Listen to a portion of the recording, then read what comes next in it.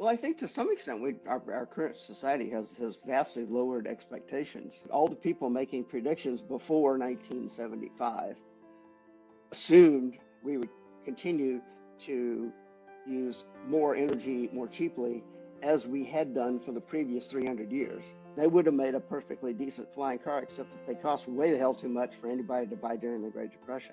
Once they invented the pneumatic tubes that pop things from office to office in a building, everybody was thinking, okay, now we're going to, put these under the streets, and anybody can just instantly pop something from any house to any other house. So all this stuff that we like to think of, like iPhones and so forth, as not being high energy, actually require a high energy society behind them. Once you get down to the level where you're interacting with a substrate that is digital, replication is a lot easier.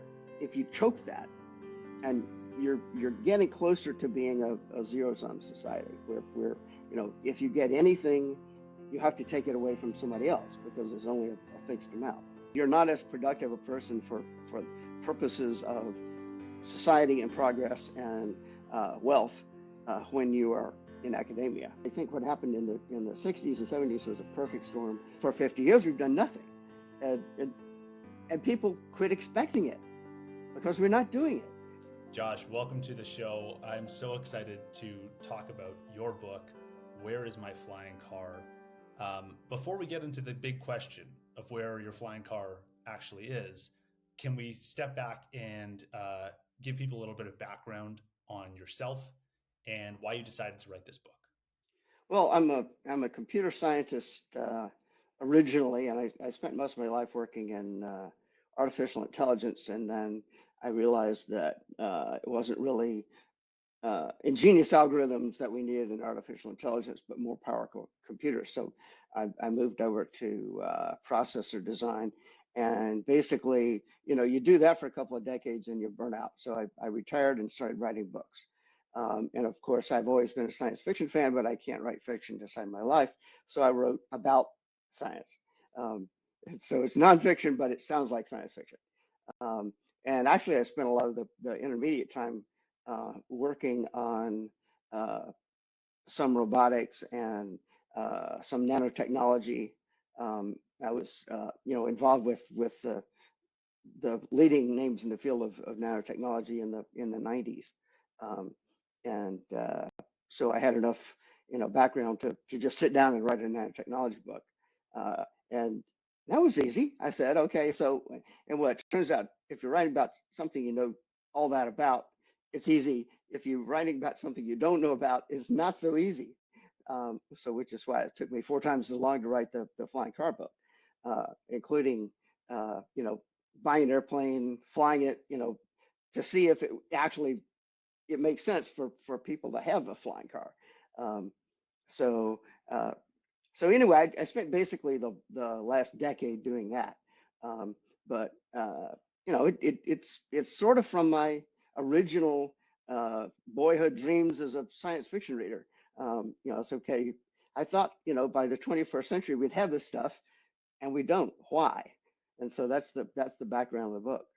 It sounds like a very familiar thread for you to be reading science fiction and learning about these things and then trying to kind of bring them to reality. I hear folks like Elon Musk and Jeff Bezos, I think, are both big science fiction readers as well. And I think they credit science fiction with some of the work they've been doing recently. Um, I want to start with the topic of flying cars because before I had read your book, I didn't even know flying cars had ever existed in any capacity. I was shocked to learn that there was all sorts of models and prototypes and actual working flying cars or devices that resemble a flying car that had been in existence since the 30s. Yeah, the auto gyro was the big deal. I mean, all the comic book heroes had an auto gyro in the 30s. So yeah, it was a real thing, and they would have made a perfectly decent flying car, except that they cost way the hell too much for anybody to buy during the Great Depression. Yeah, I mean, I heard so reading your book, the thing that really stuck out to me about this auto gyro is one of them. actually landed on the White House lawn in 1931. Like this was a real thing. Yeah, and there are pictures. You just go online and look for it. There are pictures of President Hoover standing with the guys in the from the in the gyro with the gyro right behind him. So yeah, it absolutely happened. And then there's also these other variations. There was the flying pancake, there's an aero car, air jeeps. You had entire chapters on all the different variations of these flying cars. And I had no idea. And I'm just like kind of blown away about how ignorant I am. And Well, no, there's nothing because that's the case of everybody, including me when I started, right? I mean, I learned a lot while I was writing that book. And the cool thing is that the reason I dug into that was because everybody says, well, you can't really build flying cars. They just got um, mispredicted. And I said, well, let's see. And it turns out, no, that was not the problem. The problem was not that you couldn't build flying cars. but why is it that everyone, it seems like, I don't think I'm alone in that I didn't understand flying cars that actually existed. Why is it then that everyone just doesn't have any idea that these ever existed? Why have we kind of accepted that these are kind of science fiction? Well, I think to some extent, our current society has vastly lowered expectations, um, especially for the sort of stuff that used to be popular, and especially with boys like me in the day that were awesome and powerful and everything from your own hot rod to the moon rocket. And so we did the moon rocket, and to my generation that is just an uplifting, if you'll pardon the expression, experience. But um, uh, then we quit. Right while I was in college, we quit going to the moon, and we just had the 50th anniversary of the last footprint on the moon a year ago thereabouts. And and for 50 years we've done nothing, and people quit expecting it because we're not doing it. And so that was really what I was trying to find out when I set out to write the book. Right. So this kind of lowering expectations can kind of build on itself, and over the course of 50 years, we can kind of lull ourselves into the belief that we can't have them anymore, and that we're not capable anymore of doing these things. Um, but before we get into the details of why things changed around the 70s, after the moon landing, why that era of why that time frame caused some of the stagnation we've seen. I want to first ask a couple more questions about flying cars specifically. The first is, I think for a lot of people, when they think flying car, they think helicopters aren't too different from that. What, in your view, separates a helicopter from a flying car? A helicopter would make a fantastic flying car. The only real drawback to it is that it's noisy. Um, and the other only drawback to it is that it's expensive. And it's something that we got in the 40s. I mean, helicopters appeared during World War II, basically, um, but they've always been a specialty item, an expensive item. Uh, the military, if you want to know what a land with flying cars where everybody was using them for everything they did, just go back to the 70s in Vietnam. The Huey was the workhorse. I mean, if you went from anywhere in Vietnam as an American soldier to any other place, you were in a Huey. I mean, it was flying cars, and that still works. Now the thing is, a Huey has a 1,000 horsepower engine in it, um, and so with our current uh, allergy to energy, um, that's not going to be in your garage, but it should have been. I mean, we had the technology in the 70s to do it, and the cost of everything except that kind of stuff has come down, um, and there's no reason it shouldn't have come down. There are a couple of things that we just did wrong, So this is basically the point of the book. But the main thing is I looked at that and I looked at a bunch of other technologies of the kind that we were expecting to have, um, you know, back when I was a kid, and that we don't have. And I discovered, a little to my own surprise, that uh, there's a huge, hard correlation with the amount of energy something uses and whether or not we got it. And that's the key of the book. And you can go into that from either side, um, and you can come out of that. But the focus of the whole business is that um, fact that all the people making predictions before 1975 assumed we would continue to use more energy more cheaply as we had done for the previous 300 years. And then after that, we didn't. I mean, in the United States, energy per person flatlined. Um, in the world as a whole, that's not true. In the world as a whole, um, the the what I call the Henry Adams curve for our country is still going on. Which is why in the past couple of decades, China has 1 billion less poor people than it did, at the beginning of that, because they have increased their energy use the same way we had been doing all this time. Uh, but it's the focus where everything comes together in one neat little bundle you can tie a string around is energy. So let's get into energy. Why this stagnation? Why did we see this rise of, I think it was about 7% over the last couple hundred years, composed of population growth, energy efficiency growth, and then absolute increases in energy usage. And then it just stops. Flatline, complete flatline. Yeah. Which is weird. I mean, I looked at that and I says, wait a minute. Well, the only thing that actually happened uh, as a single event was the creation of the Department of Energy, which is really funny. But the uh, what had happened is that over the 60s, the culture shifted a lot, and a lot of Americans got rich, compared to what Americans had been. And at that point, we were the richest people in the world, basically. Um, and so you get up to the point where everybody is taking all the stuff that you get from being rich and being able to use energy and have stuff being manufactured for you at ridiculously low um, costs compared to what it used to be. And people just uh, got used to it. They said, okay, well, I don't have to worry about this anymore. They took it for granted. And um, but then they had to have something else to worry about or preen about or talk about or whatever else, uh, or even do to make a living.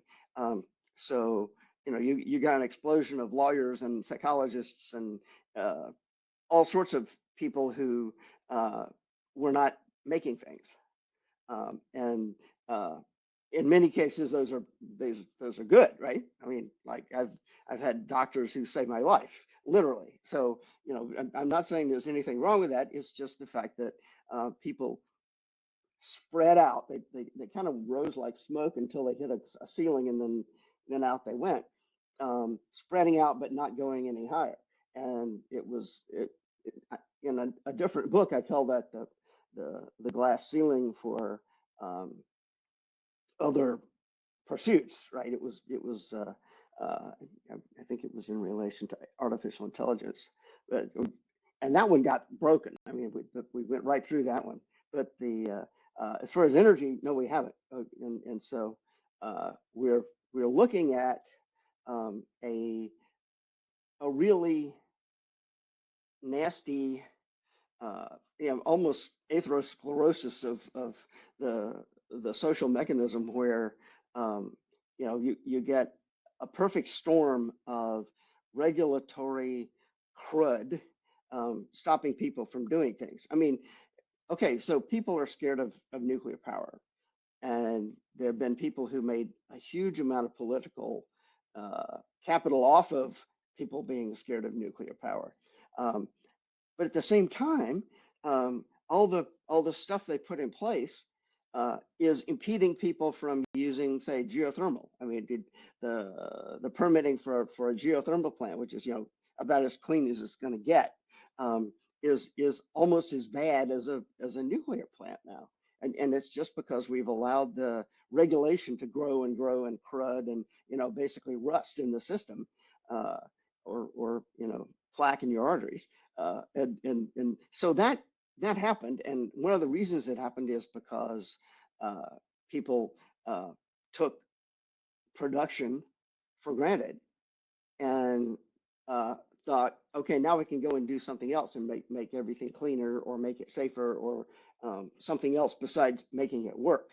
And so society's uh, attention has gotten turned away from making things work the way they were up to, like, say, the 50s. Yeah. You allude to in the book Maslow's hierarchy of needs and how, once you got your shelter, you got your food, you got your kind of basics, then you are free to do other things.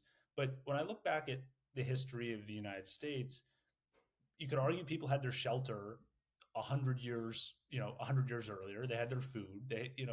Maybe they had their food by the end of the Great Depression, into the 30s, 40s, 50s.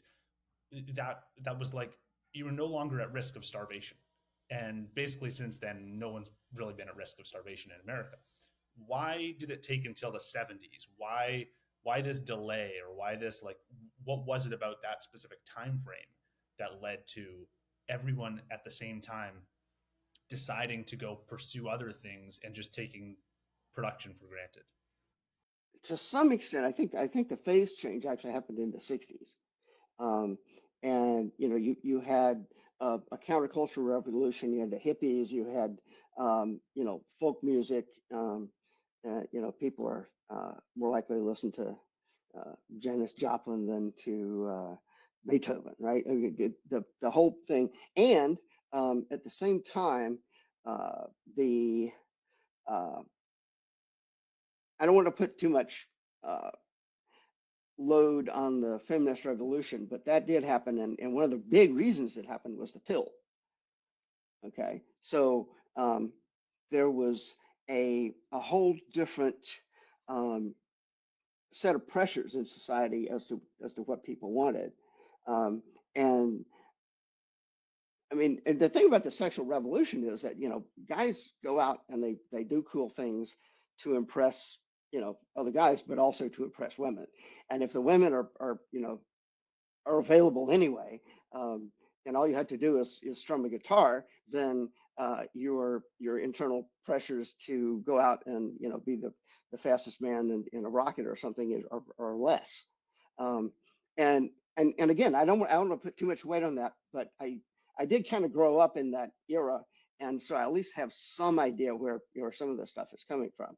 Um, but uh, I mean, the other thing is that the last of the great heroes from the war. I mean, the war. The When I say the war, I mean World War II. Um, Defined American uh, culture through the rest of the 40s and all the 50s and up into the 60s. Um, and then when the Vietnam War came along, and my generation became at risk of being drafted and sent there into this hellhole where nobody knew what the hell they were doing. Um, your attitude towards war changed uh, completely, and therefore, uh, and almost because of that, your attitude towards uh, high-powered technology and all the other stuff that it takes to make a war work also changed, and people started denigrating it as opposed to uh, thinking how cool it was. Um, so if a Huey is associated with serving in Vietnam, it's not the flying car anybody's going to want to have, even though it would have been perfect for most of the cool stuff that you can do. So it might have been that also the perception of more energy usage, more industrial innovation is a tool for war. And because the people's perception of war had shifted, so did their perception of all these new industrial. I think it's fair to say that it's not by any means the only reason. I think what happened in the 60s and 70s was a perfect storm of a whole bunch of things coming together. The cultural attitudes and the growth of regulation. And as far as aircraft was concerned, it was just liability lawyers. They completely destroyed the aviation industry, and you can just go back and look that up. I was by no means the first person to see that. Um, and so that was a fact of the 70s that the aviation industry, small private planes, um, not airliners. Airliners doing great, but small private planes are basically got wiped out in the 70s, and most of the companies that made them either went bankrupt or reorganized under having been bought by somebody else who was building other stuff. So yeah, that whole industry was just completely wiped out, and that was because of lawyers. But that was, I mean, the regulations that allow them to do that, and the change in the uh, interpretation of the law. I mean, what by the worst of it, if you were Cessna and you'd built an airplane 40 years ago, and some idiot got drunk and took off in it and crashed into somebody's house. Um, the and the pilot, who did that got killed, right? So the people in the house who obviously have suffered a major loss, right? But there has to be somebody to pay for it. The law then allowed uh, the victims of the accident to sue Cessna for a plane they made 40 years ago. I mean, and this is insane, but that's how it worked. And it's been changed a little bit, but it hasn't really been completely fixed. So it's a major danger to go into making aircraft. One thing that I'm just fascinated by is that I've had a few of these conversations as part of this podcast, and I've been discussing different books with different authors, and this theme of something changing in the 70s has come up multiple times now. I had Robert J. Gordon on. He, in his book, alluded to some of the changes, and you referenced them in your book that happened in the 70s. I had Bill Fischel on for talking about zoning laws and how they changed in the 70s, how homeowners were now all of a sudden more concerned about their wealth because so much of their wealth had been tied up in homes. Inflation kind of caused home prices to go up, and they became more interested in preventing growth. You're alluding to the sexual revolution, the war perception, the liability regulations, education is something you talk about a lot. How do we make sense of all these things that happened, this perfect storm of the 70s or 60s and 70s?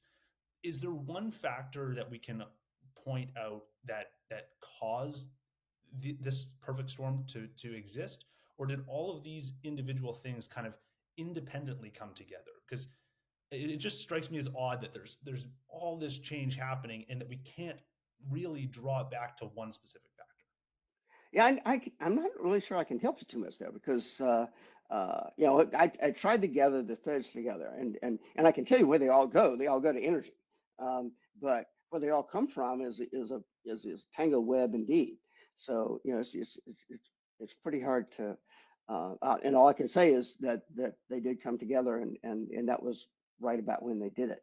Okay, well, it's fascinating regardless, and it's I think something I'm going to be continuing to explore further. But for this conversation, we're going to be talking a lot about energy, and I think you're going to be making the case that we want more energy usage, and that is the key to an abundant future.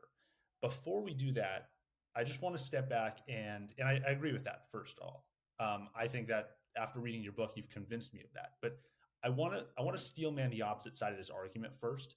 Can you can you maybe make a case for why it is a good thing that energy usage has flatlined? Um, Well, there's a lot of people who think that there's a problem burning fossil fuels in the atmosphere, um, and I don't think it's anywhere near as much of a problem as it's made out to be. But um, since the beginning of the Industrial Revolution, energy use has doubled approximately every 30 years. and is showing no signs of stopping except here. Um, so as far as the world is concerned, that curve is still going up, and a lot of countries that used to be very poor are now not so poor as a result of it.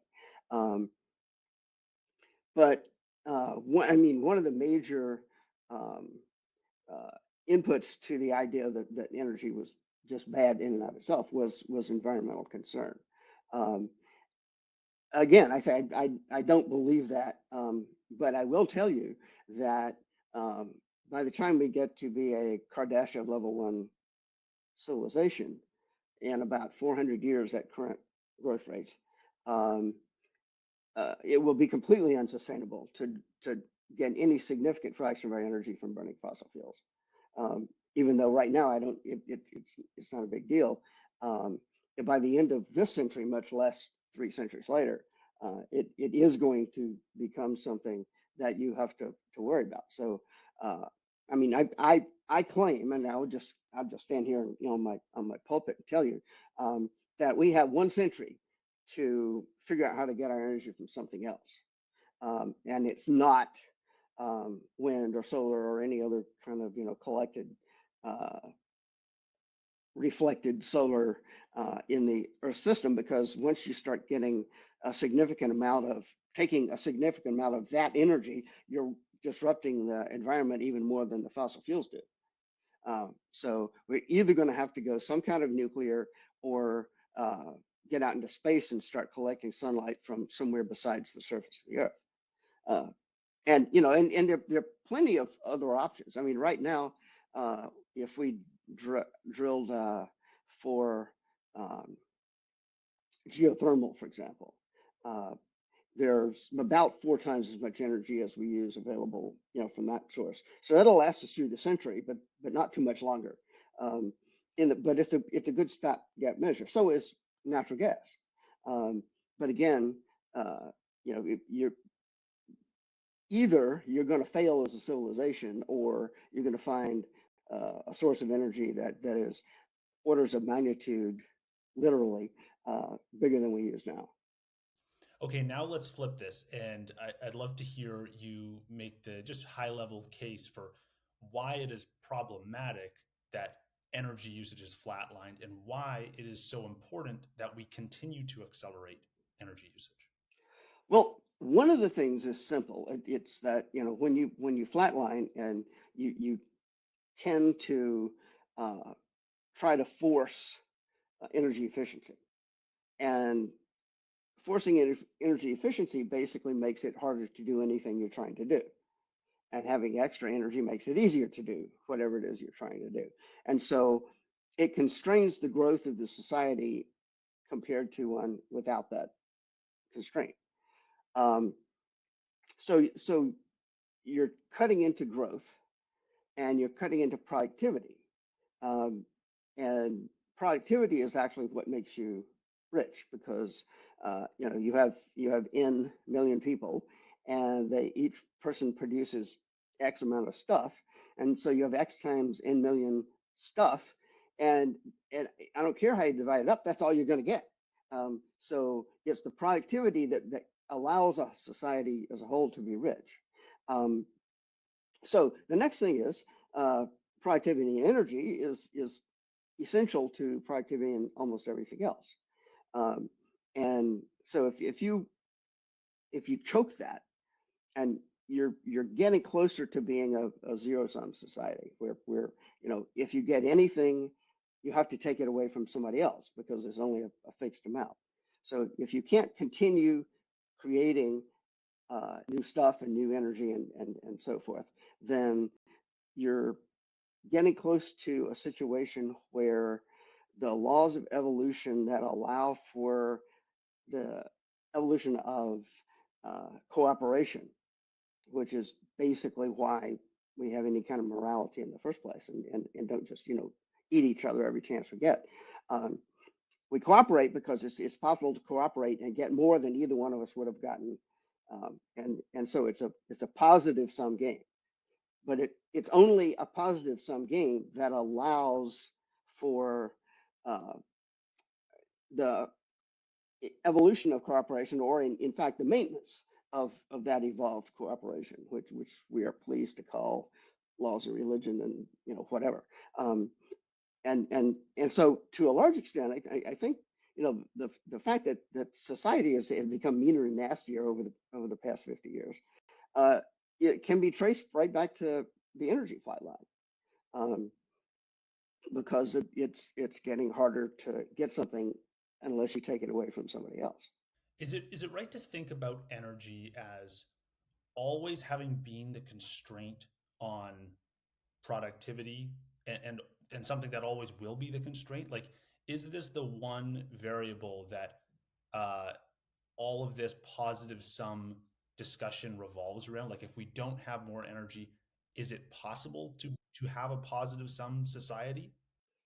Um, That's a good question, and I'm not really completely certain of the answer. But I can tell you it goes back a lot further than we've been talking about. 2.5 million years ago, basically, the Homo habilis managed to start shipping stone knives and tools and stuff like that. And as a essentially a chimpanzee with a brain twice the size of an actual chimpanzee, but still nowhere near human capacity, they managed to um, start eating meat and get more energy from that than they would have, just hunting for berries and roots and stuff. Um, and then, not too many 100,000 years after that, they started being able to handle fire, and then they could cook the meat, and then they could spend the energy that their bodies produced on their brains instead of uh, on digestion. Okay, so it's always been about energy. I mean, it was the the amount of energy that we were able to harness from the environment, millions of years ago, that allowed us to become human in the first place. Because a brain is a very expensive thing. I mean, as far as natural systems are concerned. So uh, they and then the growth of the use of energy and people harnessing the wind and rivers, basically water wheels, um, uh, led to a gradual increase in the standard of living and productivity. And then once they learned, I mean, the Romans used coal, right? That they knew they were places you could dig, and there'd be this stuff you could burn. Um, but it was only in the after the scientific revolution and the printing press that the uh, people realized you could burn that and actually make mechanical work happen as a result. And that was the Industrial Revolution. And that was when we kicked around the final corner and started uh, growing. Energy is doubling every 30 years. And that's the pathway we've been on since then. And the difference between the modern world we have and the world in just say 1800 is absolutely outrageous.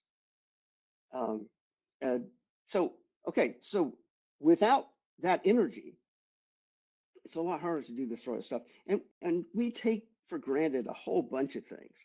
I mean, I I'm talking to a Logitech camera that was probably made in China, and shipped over on a boat, um, and and all the other stuff that we're using here. And we don't think of it as using much energy, but it took energy to mine the stuff that went into it, and to refine it, and to build it, and to put it on the boat and ship it halfway across the world.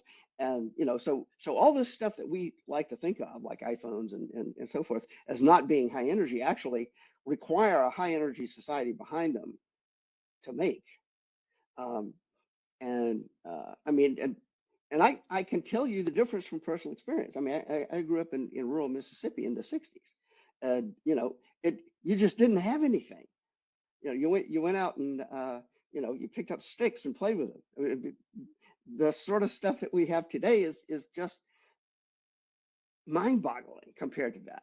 Um, but you know, that was a low energy society. Now, this idea that when we stagnate energy growth, we have a zero sum society, and it creates conflict because now you're in the business of taking from me and I'm in the business of taking from you, rather than us working together to create more of something. Um, that idea is really interesting, but I have trouble wrapping my head around how that relates to the 20th century in America. Because when I look at the last 100 years, we talked about energy growth happening in the a lot of the growth that we saw in the 20th century was in the first half of the 20th century. That was also a period of a lot of conflict, right? We had both world wars in there, and then now in the second half of the 20th century, we've seen relatively fewer global conflicts, I think. And then we've also seen declines in like crime rates in cities and things like that. So I'm trying to square these two ideas up and having trouble there. What is your view on why we've seen, at least in America, less national scale conflict or global scale conflict in the last half of the 20th century, and less, you know, city interpersonal conflict, or violent conflict, I guess? Well, the crime rates in cities has gone up and down, and it has to do with policies other than energy, as far as I understand it.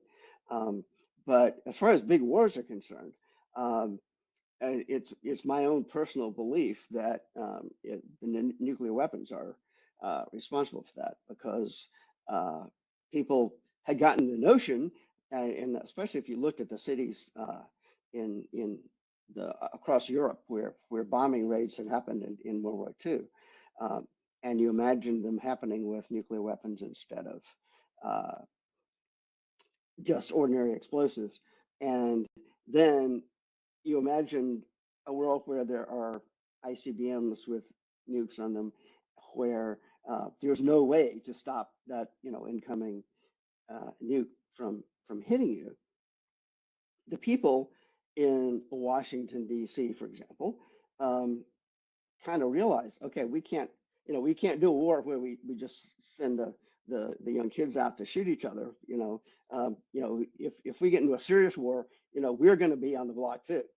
And the thinking changed considerably, especially in the high ends of society among the makers and shakers. Um, and so the fact that we haven't had general world scale total wars since then is almost certainly, at least in my understanding of these things, it is due to nuclear weapons and uh, delivery systems and all this other stuff. And if you want a prediction, just from somebody who considers himself a futurist, um, autonomous drone weapons are going to uh, do that again. I think that the uh, attitudes towards war are probably going to shift one more time, at least, and this is probably going to be because of drones. And what does that lead to when everyone's flying drones around? Is this does this create more war? Does it create smaller wars, more focused regional wars? How does the world change when autonomous drones are, you know, a staple in everyone's artillery? Um, well, basically, what happens is that you don't have to be as big a country to be dangerous.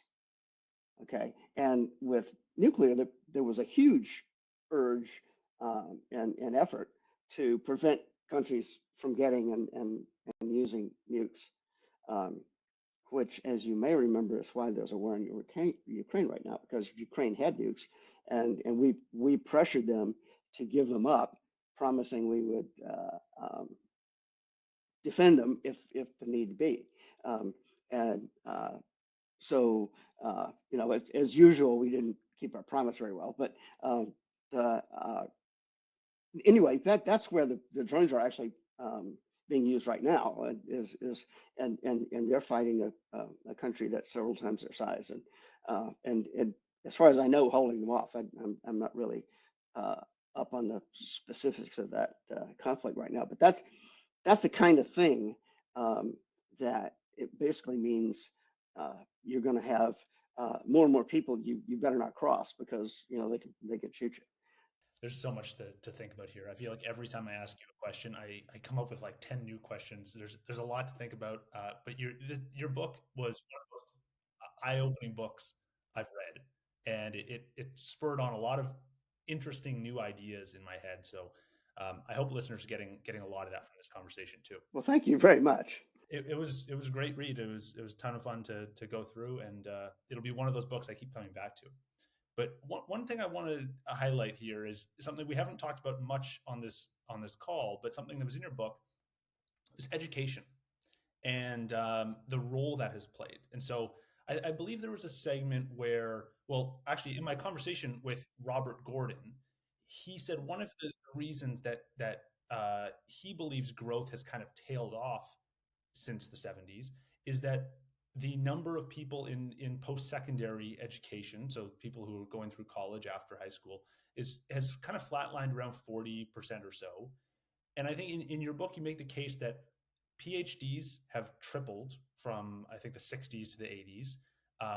The spend on education has tripled, and yet we haven't been getting the same result. We haven't been getting a tripling of new science and new technology innovation. And that you made a line, you had a line in there that said, maybe the problem is we actually have too much education.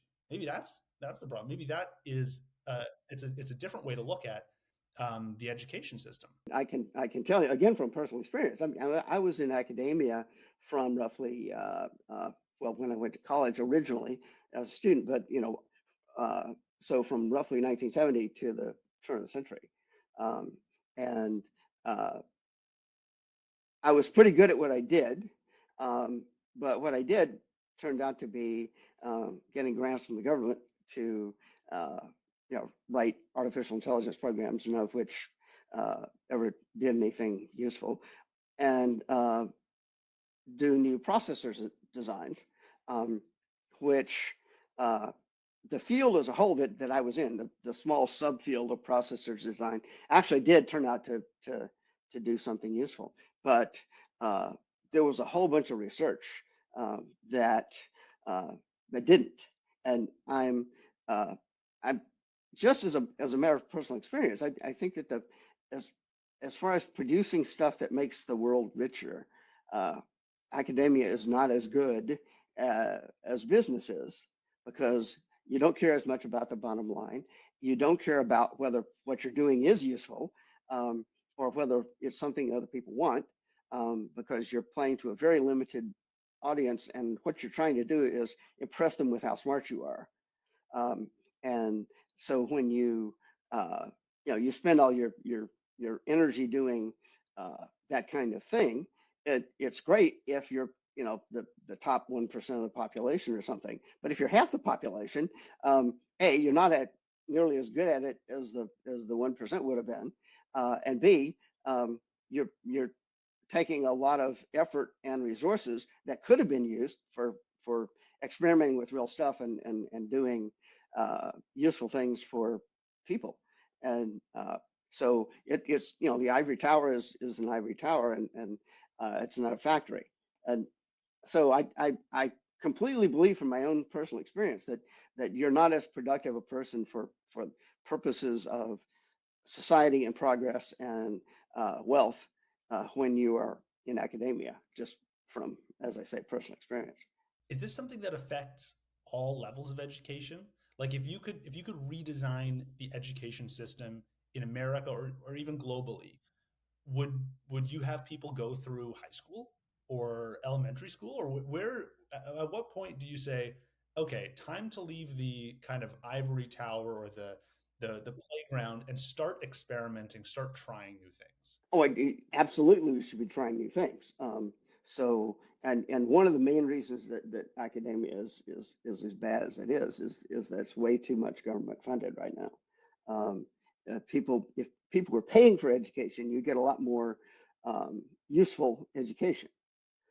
So I and furthermore, uh, having a government bureaucracy running the schools is uh, like almost anything run by government bureaucracy is resistant to innovation. So I mean, why do we still you go into a school and there's somebody standing up in front of a room full of children, with pencils and papers on their desks, um, and they're talking to them. Okay, why isn't something else happening? Um, and right now the key technology that's going to completely change it, at least in my view, is AI. I mean, right now AI is probably good enough just to give each. I mean, if we worked on this, say within 5 years, to give each individual kid their own individual tutor. Uh, that I mean, and they're all using gadgets already anyway. Why not have what they're trying to text and listen to be at least uh, something that's trying to teach them the stuff they need to know.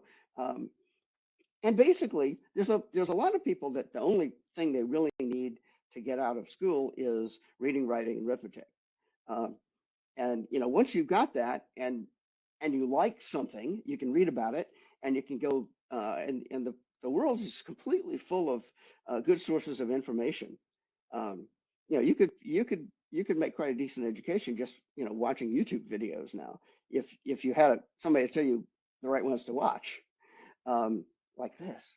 But the it so there's plenty of room for innovation in education. So I don't by any means think that we're about to fall off a cliff or anything, but there's just a huge amount of opportunity that I think the system is not right now geared to take advantage of. Can you tie the changing education landscape to the energy problem and talk about, why is it, what is it about education that is hurting the energy side here? Well, I think to some extent, and I don't want to overstress this, but I think that the intellectuals and the intellectual atmosphere in academia um, is uh, less likely to care about doing large, powerful physical things, and more about talking, writing, and that kind of stuff. Um, so it's an atmosphere which has absorbed an enormous amount of our effort, um, more than I think it should have been. Um, Although, I was in academia all my life, so you can point your finger right back at me. But the the bottom line is that it's just not the kind of culture that's interested in doing big, powerful things. Um, and so big, powerful things tended not to get done. I hope you're enjoying the show so far. Just a quick message from our sponsor, Stackwork. Stackwork is a lightning powered platform for generating high quality transcripts of all your audio or video content. They combine AI engines and hundreds of human workers all over the world who are paid over the Lightning Network to assemble these transcripts. And that's what lets Stackwork create better, faster, and less expensive transcripts. If you want to learn more about Stackwork, visit stackwork.com. That is STAK work.com.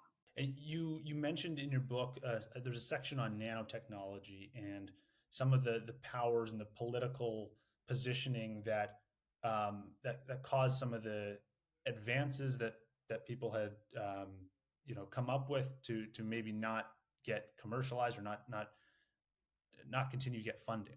Yeah, exactly. The nanotech is one of the things where I was actually there, and you talk about um, the Machiavelli effect, where it's just really difficult to get people to change when not changing is how they make a living. And so the uh, and nanotech was a classic example of that, and I was right in the middle of it, so I got firsthand experience. Um, there was palpable excitement in the technical community over the prospects of nanotechnology in the 90s. So much so that Clinton had to, got some money to found the National Nanotechnology Institute and so forth. And it was a tiny amount of money. It was $500 million, okay, and that's not even a line item in the federal budget. But um, so but what happened was that they took this money from a bunch of other programs where good and useful stuff was being done. Don't get me wrong, okay? But people said, "Wait a minute, I you're going to take my money to do nanotechnology. What I'm doing is nanotechnology, and so they redefined the word. In fact, if you look on the National Nanotech Initiative website, their definition of nanotechnology excludes doing individual atoms of the atomically precise sort of manufacturing that was the original idea, starting with Feynman and then with Drexler. Uh, so of all the stuff that was originally being studied, under those auspices, it's gone. And what happened was that if you're a researcher working in atomic scale stuff, and you tried to do molecular machines of the Drexlerian type, you could not only lose your funding for that, but you could lose funding for everything else too, because you get blackballed. And that's the real bad part of it. I mean, they're not willing to fund Drexler's visions. So what? So let somebody else do it. But the fact is that they scared that line of research out of, in particular, out of academia, because that's where people are all funded by uh, grants and reliant on the National Science Foundation and all these other things um, for their living. So it really clobbered the the remarkable, beautiful progress that was going on in the field at the time, and so much so that I wrote a book about nanotechnology and then said, okay, I'm gonna go and do artificial intelligence again for a while, and write books about flying cars and so forth. And I'm no longer a nanotech researcher the way I was 20 years ago. Can you give listeners a better understanding of molecular machinery and nanotech, why it's important, and why people were scared out of taking that on? Like, what was the reason for scaring scientists out of pursuing some of these things? Oh, the reason was just money. I mean, it was pure politics, and the less money you have, the nastier you are about giving any of it up. So here we were, a really tiny little piece of the research landscape, but we were making lots of good progress, and people were working on it, and political forces aligned in such a way as to just choke that off. Um, the but to the point, um, nanotechnology is basically uh, a technology that will allow you to take any arrangement of atoms and rearrange them into any other arrangement within certain reasonable boundaries. But the sort of thing that your cells in your body do, and they have your cells contain a whole bunch of little bitty machines, proteins that are able to do reactions, chemical reactions, in such a way that they produce the same kind of thing uh, that they were designed to produce, and the proteins themselves are also exactly the same in a molecular sense. Okay, so you have an arrangement of atoms, and you say, okay, I want to make another thing that is exactly this arrangement of atoms, not close, not almost, not within certain tolerances, just exactly the same atoms bonded to exactly the same other atoms in the design. Okay, and so it turns out that it's a complete system. It's sort of like having a machine shop where you have a bunch of tools that are made of uh, steel, and they can take pieces of steel and cut them into things that are just like the machines that made them, and that's why you can go and you don't have to build a machine shop from scratch. You can build it in another machine shop, and so a technology that's able to produce the sort of stuff it's made out of is the basis of a general level of technology.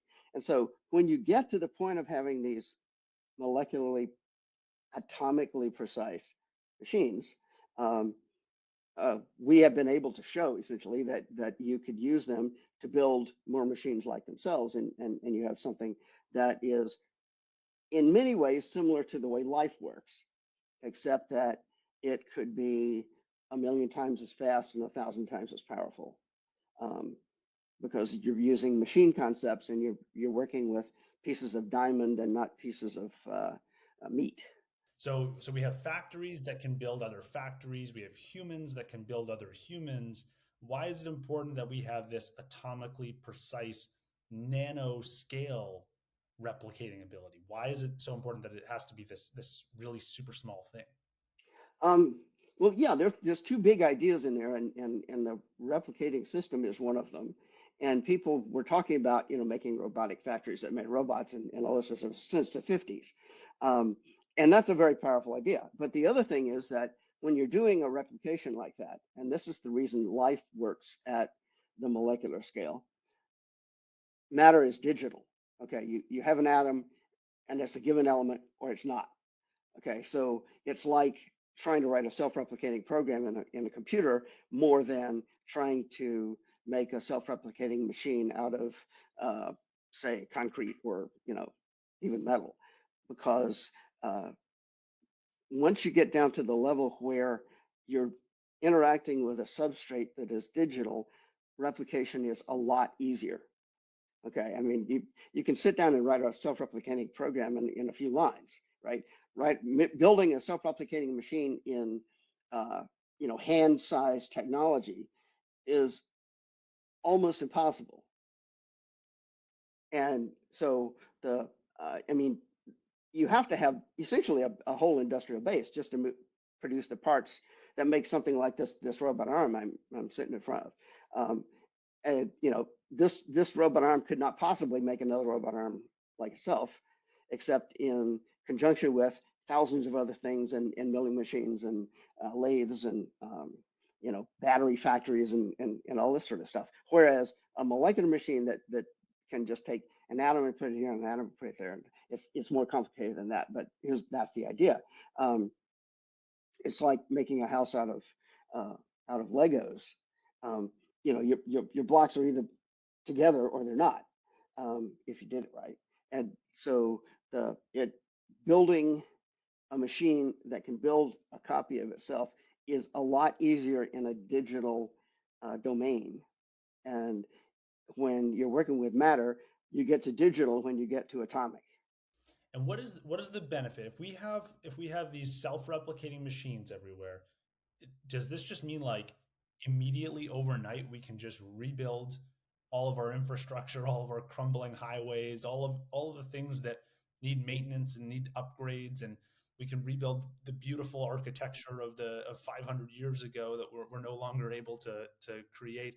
Is that kind of the stuff that evolves from these self-replicating machines, or what does it actually lead to in people's lives? Well, it wouldn't be overnight. It would take about a week. But no, seriously. But yeah, it's the same thing as the Industrial Revolution, where we started building machines that could build machines that could move things and do things and use power other than muscles. Um, and so the prices of things plummeted, and the ability to produce exploded. And so um, for example, let's say we wanted to have electric cars so we're not, burning gasoline and spewing stuff. And suppose we have a magical source of power, maybe nuclear or something, where you have electricity coming out in as much quantity as you wanted. And obviously, in order to do that, you'd have to build these plants, right? So there's something you have to build.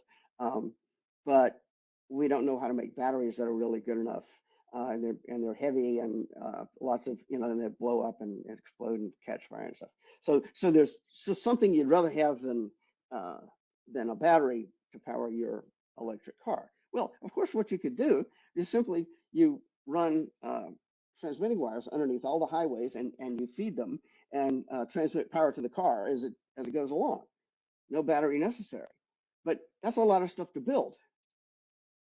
Okay, so there's a whole bunch of things like that you could do.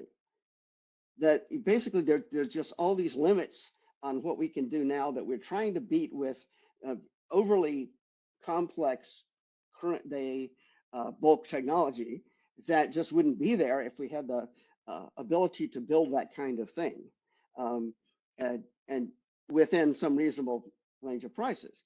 Now, the fact is that the prices of stuff since the beginning of the Industrial Revolution have gone down several orders of magnitude. Um, so if we do this right and we have another industrial revolution of molecular technology, we can do that again. And all the kind of cool ideas that we have that would make the world so much better and save us from all the different problems that we're having with technology in particular, like cars and so forth. Um, you can fix simply by being that much more productive and having things be that much cheaper. Now, you mentioned this wouldn't happen overnight, but you joked that it would be about a week. And in your book, for listeners who haven't read it, you actually ran this calculation, I believe, with a friend about how much time it would actually take to rebuild America's infrastructure with some of this technology. And that just blew me away. I need an explanation of like how that makes sense that we have 100 years of industrial effort put into building America's infrastructure as it is today. And with this nanotechnology, we can redo it in a week. Yeah, well, the bottom line explanation is that's the power of a self-replicating technology. Okay. The slightly more complicated thing is that um, you have constraints, and but the raw productive power of a nanofactory is carefully designed and analyzed by me and by Eric and by Rob Freitas and so forth. Is capable of producing that much stuff in that amount of time. Um, and then you have to sort of look at and say, okay, um, could you really do it? You would have to get um, all the inputs, the raw materials and so forth, stacked up just right. And then you'd have to be able to transport all of the stuff you built to the right places. And by far the hardest part of it would be getting rid of the stuff that's already there. Okay. And uh, so you probably, I mean, the first thing you'd build would be a whole bunch of wrecking machines, that would take the existing stuff and chew it up and spit it out atom by atom into the factories that were, so yeah, um, so it's a fun calculation, um, but uh, the raw productive power of a self-replicating technology um, is in fact capable of producing that much stuff in a week. And so that's where that came from. Is this another field that is heavily constrained by this stagnating Henry Adams curve? That if we can accelerate again the energy production and usage in America, that we may open ourselves up to being able to do some of these things? Okay, I'll make you a bet. Okay, we're going to sit down here and we're going to have a contest, and it's going to work like this. You are going to go to every government agency and get permission and paperwork and permits to destroy everything in the United States and rebuild it. And then 1 week later, I'll do the building. Okay, how long do you think that would take? I don't think I'm going to get through my side of the bet. Yeah, so yeah, there are plenty of constraints, and doing the physical building is by no means the hardest part. I'd love to hear some more of your thoughts on what life would look like without this Henry Adams curve stagnation, without the energy usage in America flatlining from the 1970s forward.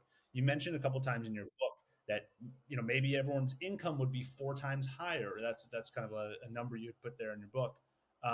Maybe that would be enough to afford a flying car. What are some other things that people might uh, that you think might have changed if we were living in a parallel universe where the Henry Adams curve persisted over the last 50 years, and we did, in fact, use a ton more energy than we were in 1970? Well, we'd be about halfway to the Jetsons, really. I mean, that's actually where we are. The Jetsons was set in 2064, 2062, I think, which is, about twice the distance we've come so far. Um, so, yeah, you could have. I mean, and if you look at that, what strikes you is that the society and the culture portrayed in the Jetsons was very 1950s-ish, right? If you ever watch any of those. Um, but so I think we would have had a lot more cultural change than the Jetsons portrays, but we'd be about halfway to the technology. Um, you could take a vacation in a space station as opposed to having to. Well, people have done that, right? But they pay millions and millions for the privilege. Um, so we know it's possible. Um, we know it's possible to land on the moon. Uh, you know, Elon is going to go to Mars and all this cool stuff.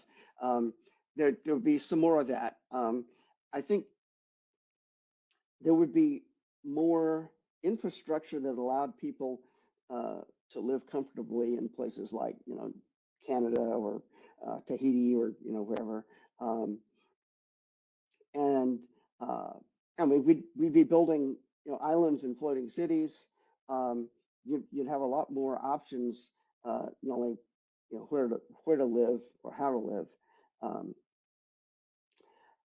I think in terms of nanotechnology in particular, um, you would be getting close to actuarial escape velocity, where the your expected lifetime uh, as over the 20th century, life expectancy has gone up in United States and similar countries by about a third of a year per year. Okay, so you have 30 more years life expectancy than uh, than you would have, if you'd been born a century earlier. Um, and for much of that time, it has actually been growing. The increase in life expectancy.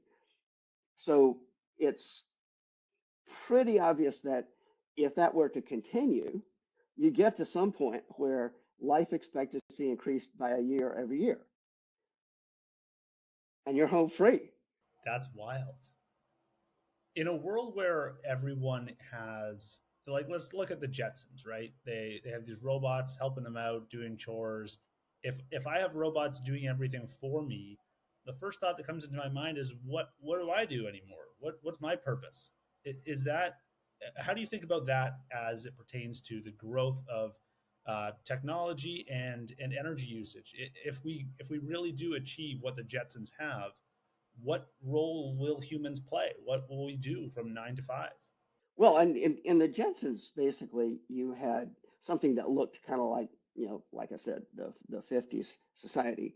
Um, and so it wasn't really very realistic as far as what a world with robots that could do everything were really like. But I mean, suppose you go back and you watch Upstairs, Downstairs, or something like that, where the rich folks, back in the Victorian era, had a a whole flock of servants working for them. Okay, you'd be the rich folks, and the flock of servants would be robots. Okay, now what did they do? Well, whatever they wanted, basically. But um, you have the robots to do the hard work, and raise and uh, cook the food and um, you know fix everything in the house and build the new house and all that sort of stuff that the workers uh, currently do. But you still need somebody to decide what needs to be done, and that's you.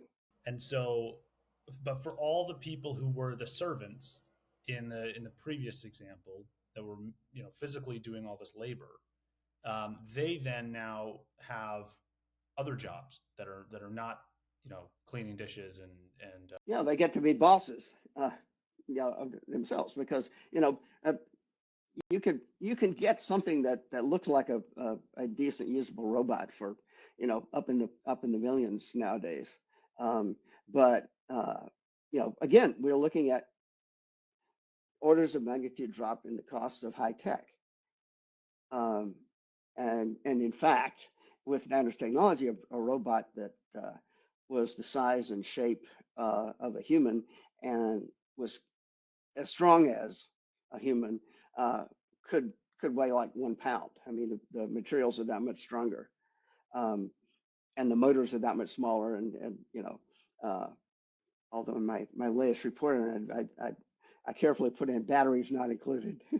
um, because right now we don't have the energy storage for that. But with nanotech, we probably would. I mean, there's all sorts of ways you can store energy when you have molecular control that we just can't do now. So the battery problem would just vanish. Um, but and that's probably the first thing that's going to happen because batteries are a big stumbling block to technology, and that includes robots right now. But so that's one of the cool things you can do with nanotech. But then you got to get to the point where you're manufacturing this stuff um, at the sort of same way you're doing everything else, and then all of a sudden the world is full of robots, and anybody that wants one should be able to afford it if we can figure out how to make the economy work right.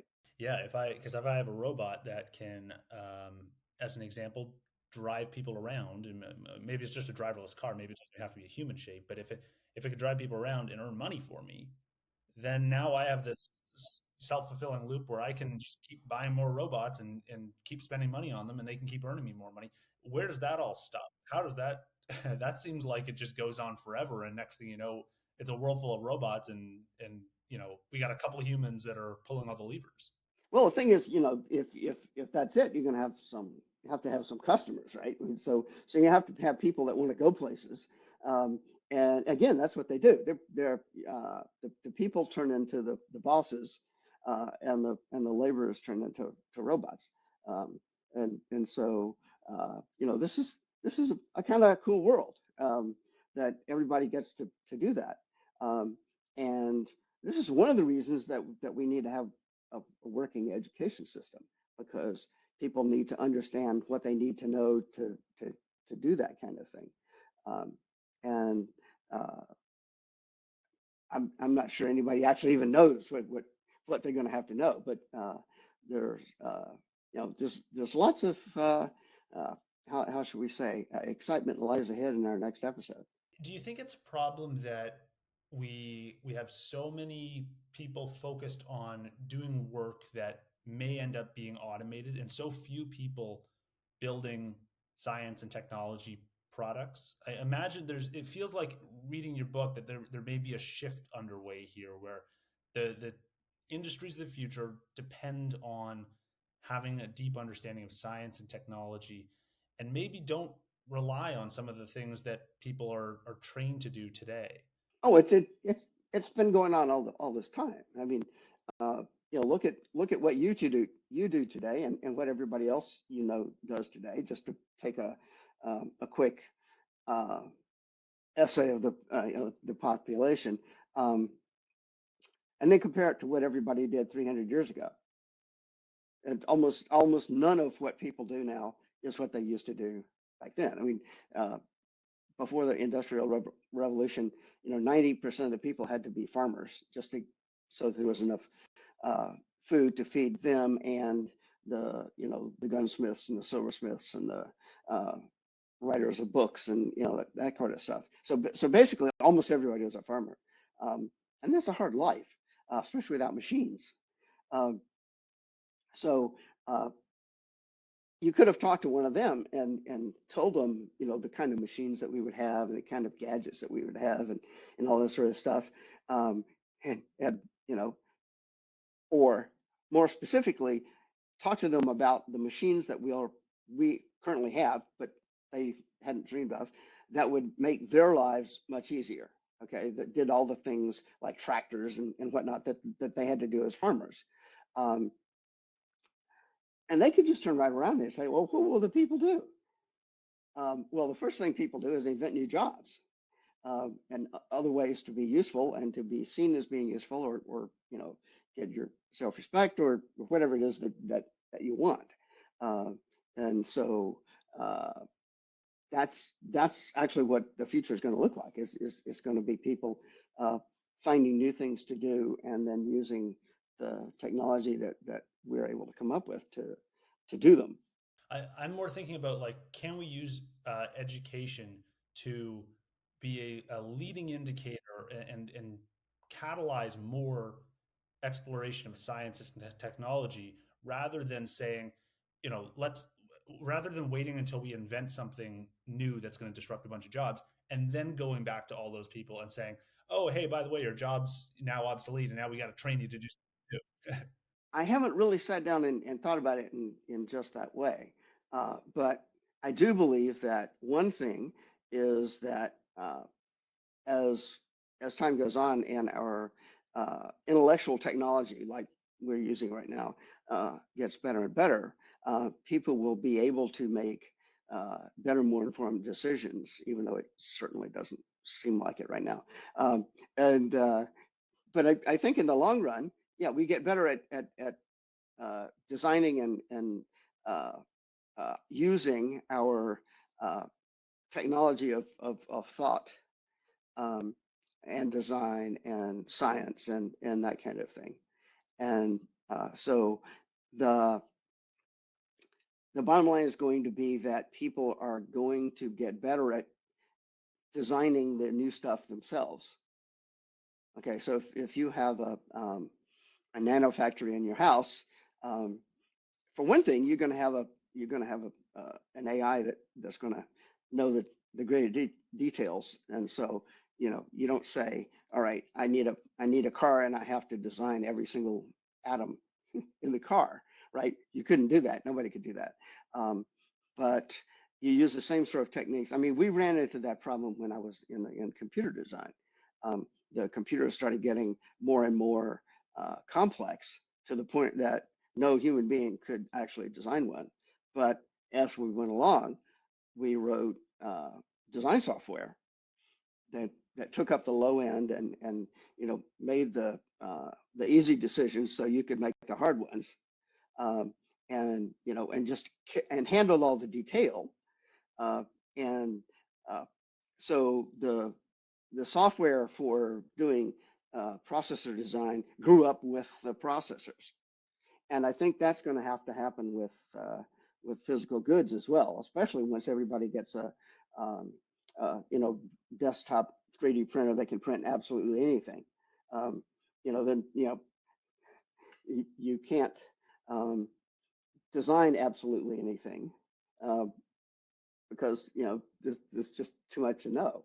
Uh, but you'll have helpful assistants that are AIs and that are built into your computer that when you use the drawing program to draw a piece, and it's automatically um, uh, figuring out everything about it and giving you hints and saying, okay, and somebody over there did one like this, um, it's doing the necessary uh, engineering calculations for the strength and all the other stuff that goes into designing a piece of machinery.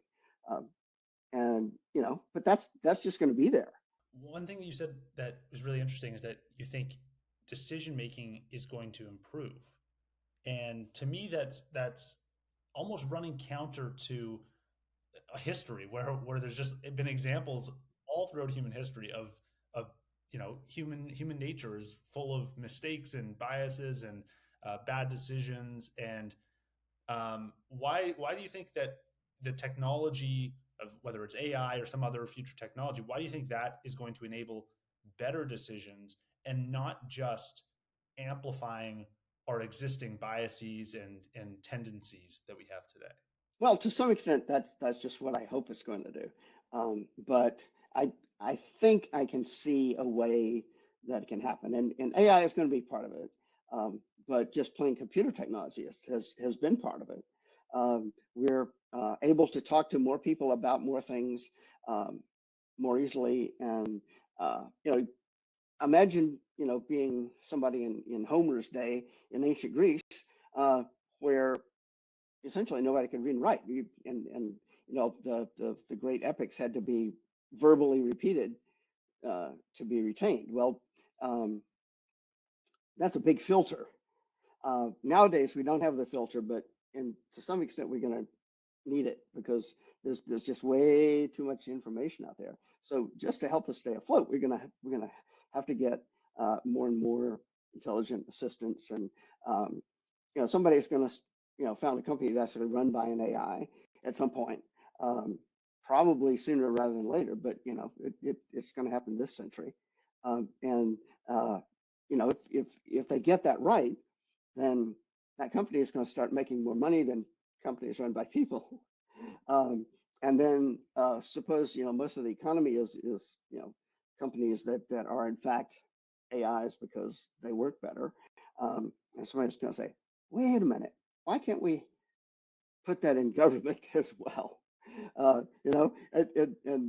So there'll be some country that's run by an AI, and it's going to do better, and so forth.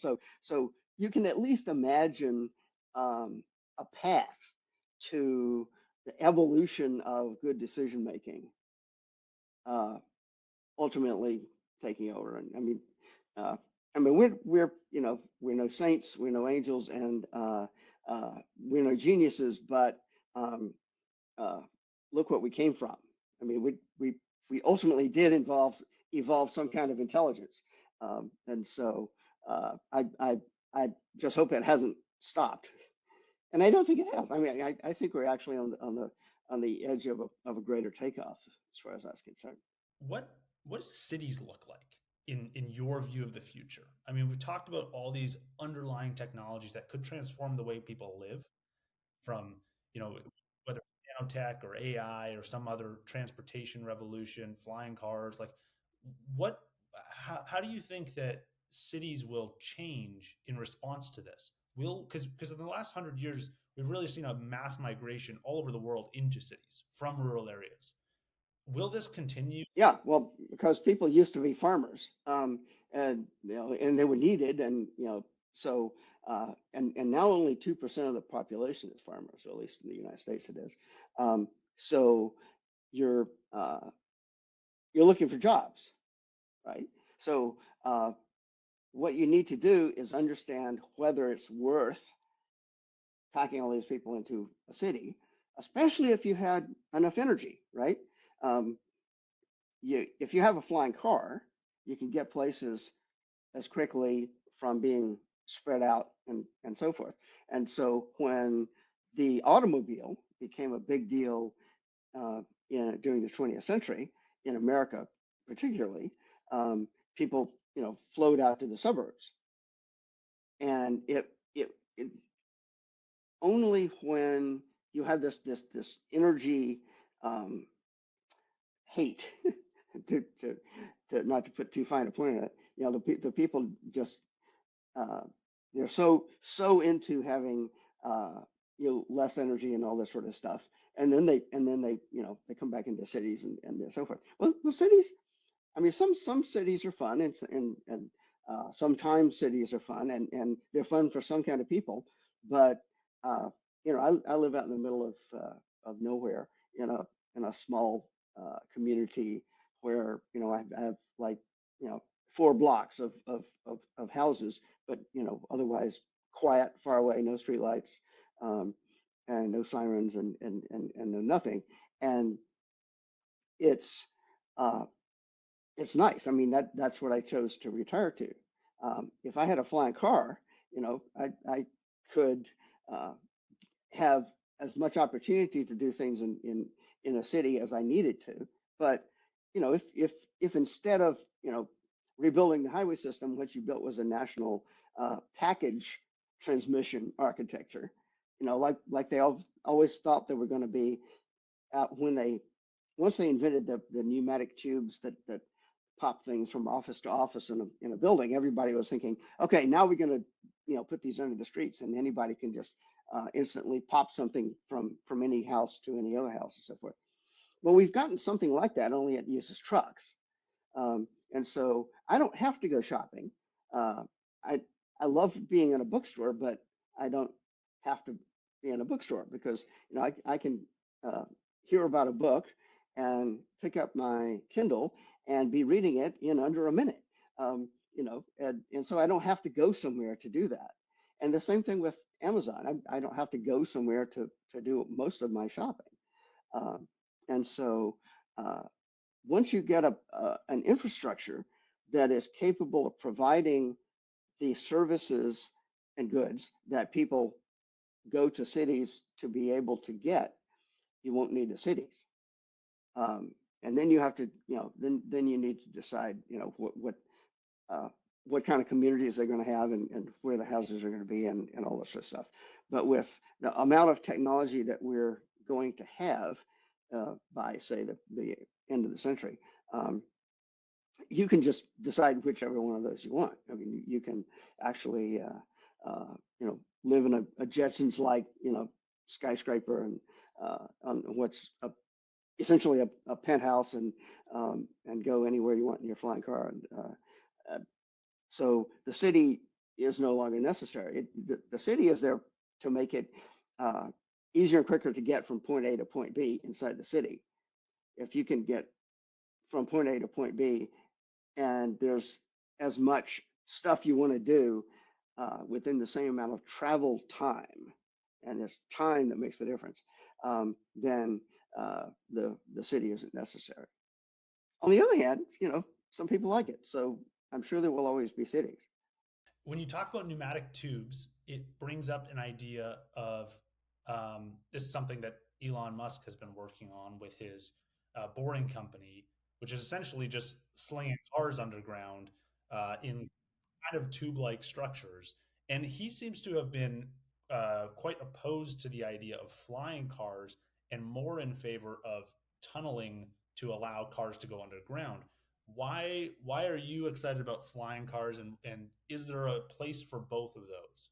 Well, if you have a dense infrastructure like we have right along our coasts, and China has a lot of, and so forth, um, and you have enough population to make use of something. I mean, the thing is that a boring company tube or I mean, this sort of stuff was talked about in the 50s. I mean, everybody understands that if you're going to want to go fast, um, you can't go through the air. Well, you can you can go fast through the air, but you're a lot faster through vacuum. Okay, so the the point is if you really want to be able to go from New York to LA in uh, 20 minutes, you have to have an evacuated tube in between, um, or a very very powerful rocket that will do a ICBM thing. Um, in either case, you're going through vacuum, right? So uh, it it's kind of hard to have the rockets that would take to do that taking off from downtown New York because there's several different reasons that you wouldn't want to do that. But if you had a train station that you could just get in there and the whole business was electric, you could do that as well. On the other hand, um, if you have a nanotech um, infrastructure, uh, you could do the other thing as well. I mean, you could follow the path of the ICBM, but on a bridge. You just build a bridge over the atmosphere and go up, and it could be just as electric as the other, and you could put a restaurant on top, and people love that sort of thing.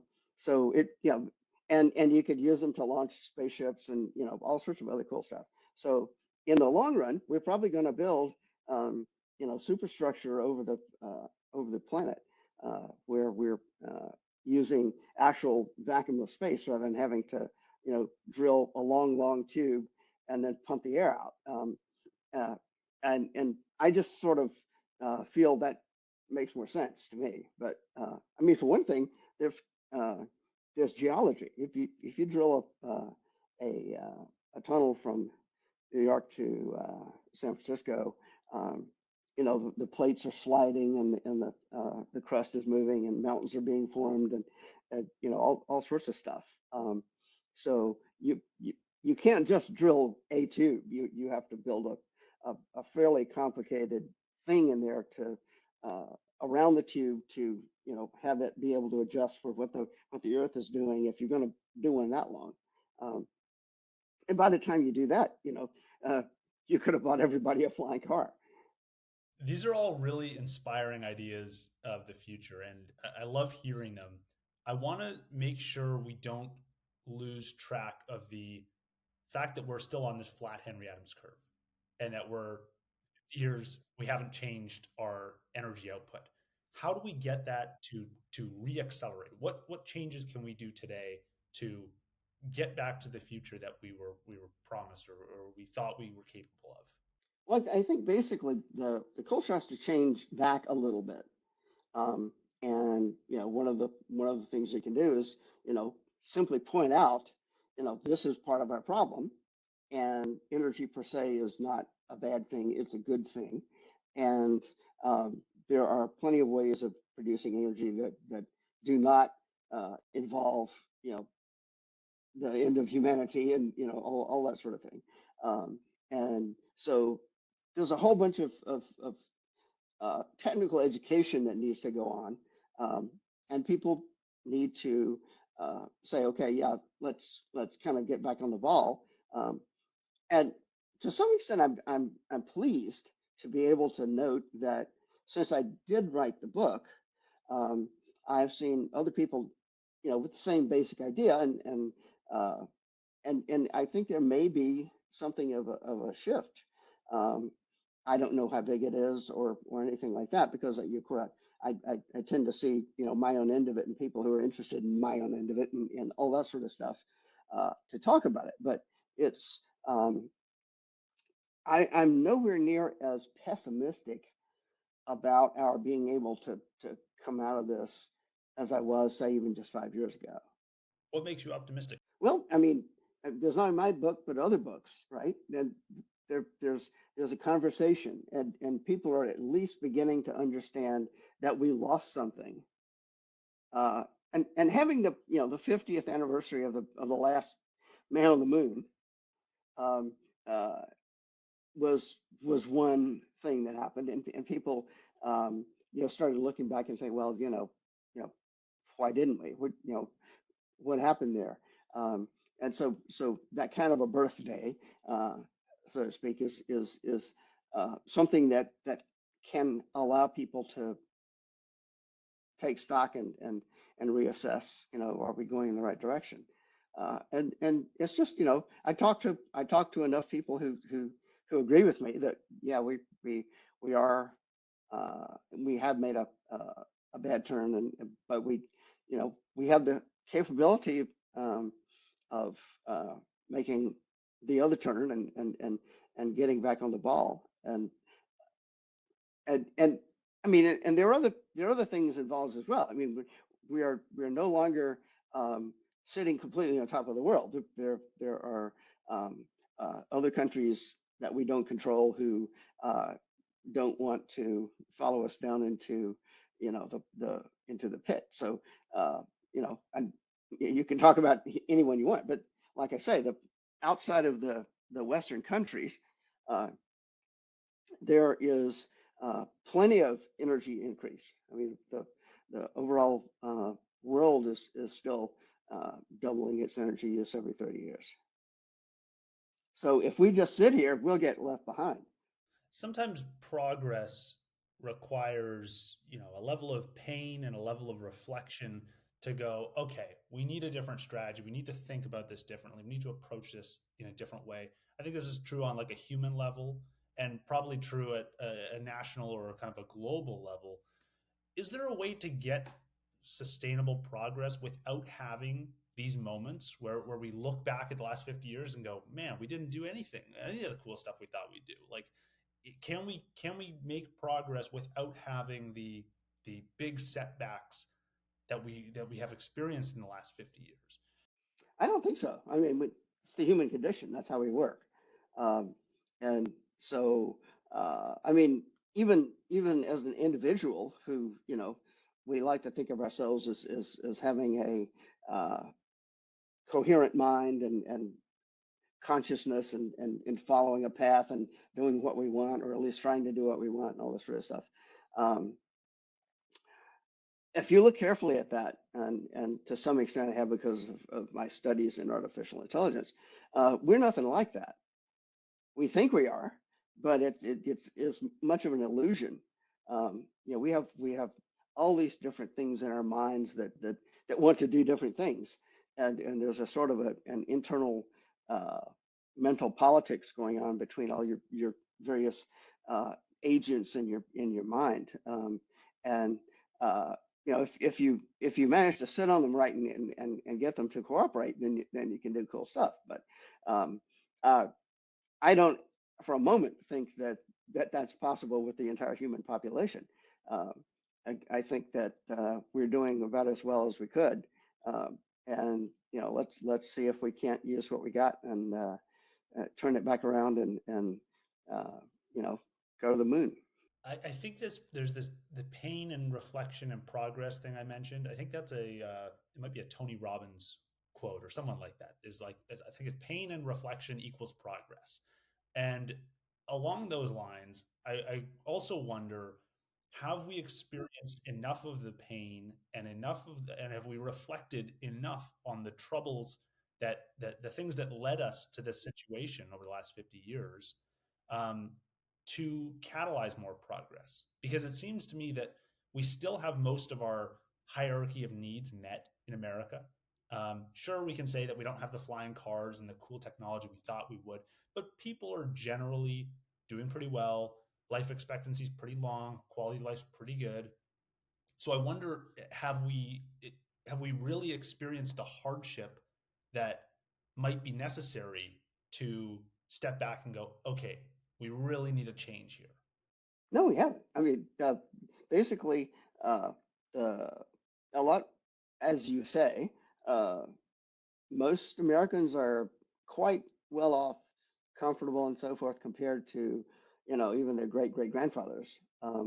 And so uh, it's a kind of a hard sell to say, okay, you know, we got to, you know, get on the stick here and do something differently than we're doing it. But I think there's more of a general understanding that we are on a course that is not going in as good a direction as it ought to, and we're beginning to lose things that we thought we were going to have, and it's not just um, gadgets like, you know, flying cars, but um, uh, education that works and um, a political system that works. All the other things that you'd like to have in your country and in your civilization and in your world. Um, and uh, there there have been people who've tried to make hay out of, you know, things like climate change and so forth, and saying, oh, we have to turn around and do things differently. Um, and uh, in fact, in Europe they've really almost shot themselves in the foot with it. And you'll find if you look that there's a major uh, political pushback going on.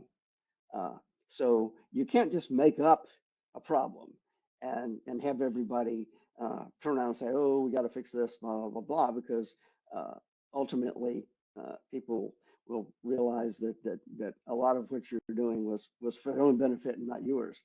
Um, but the um, uh, the the basic problems where what I like to call the atherosclerosis of uh, the country or civilization or whatnot.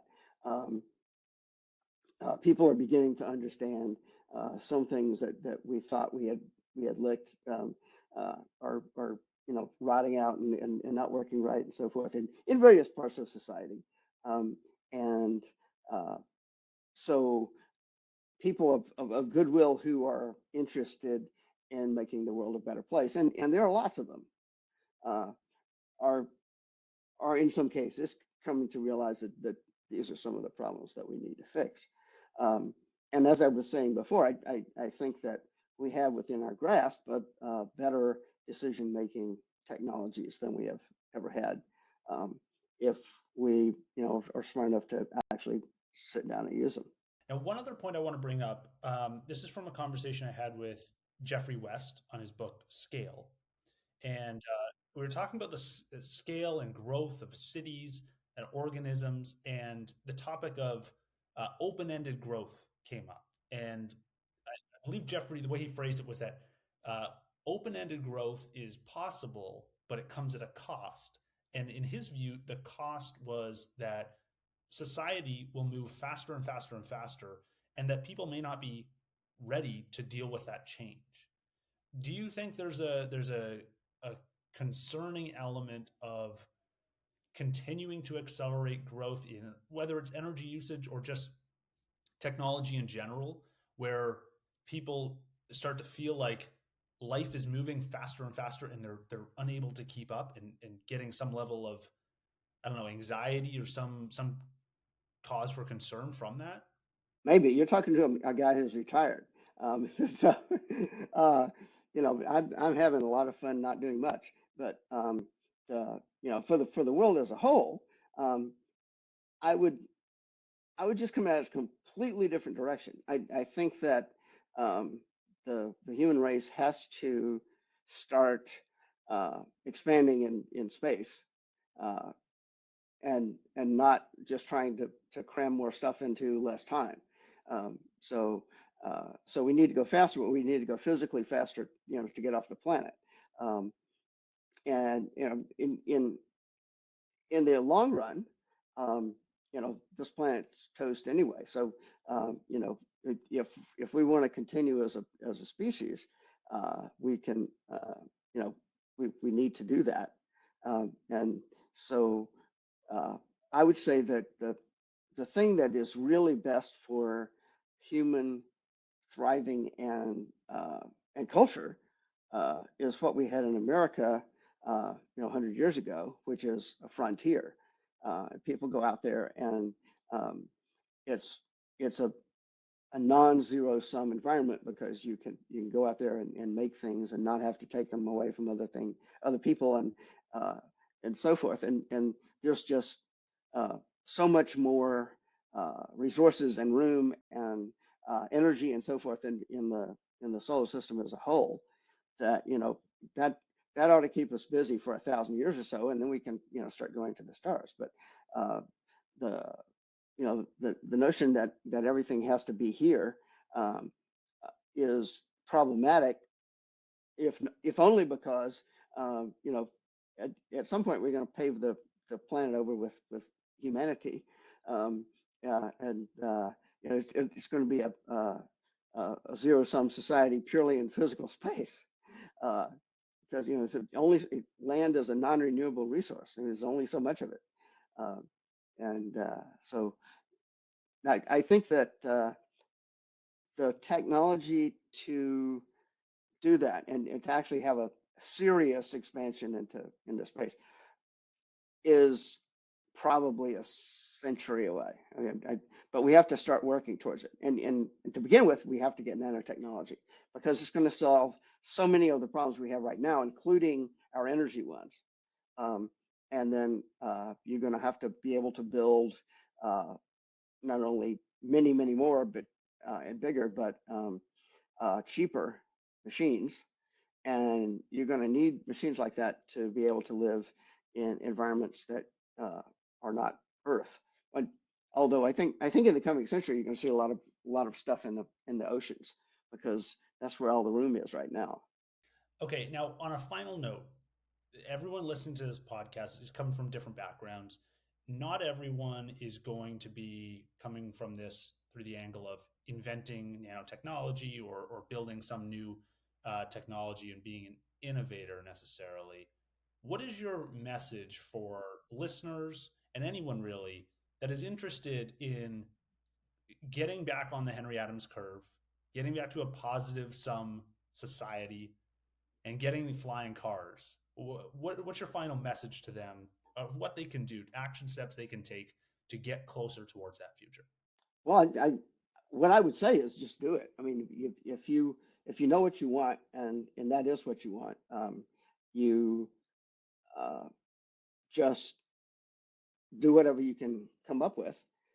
Read about it, study it, talk to people. You'll find that there are other people like you, uh, and uh, people will want to help you whether they're like you or not.